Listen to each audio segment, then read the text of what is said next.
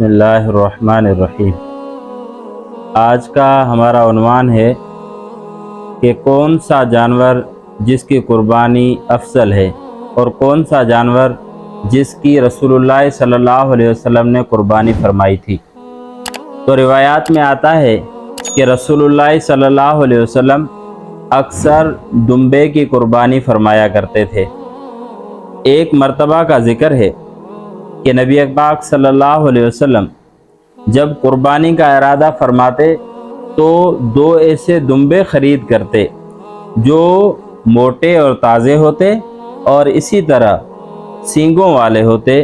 رسول اللہ صلی اللہ علیہ وسلم ایسے دو دمبوں کی رسول اللہ نے قربانی فرمائی ہے، اور افضل بھی یہی ہے کہ دمبے کی قربانی کرنا چاہیے۔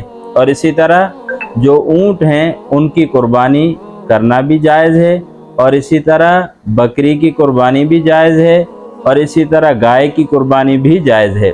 باقی بھینس ہے اس کی قربانی بھی جائز ہے، لیکن یہ ان کا احادیث میں ذکر نہیں ہے۔ لیکن گائے کے زمرے میں بھینس بھی آ جاتی ہے اور اس کی قربانی کرنا بھی جائز ہے۔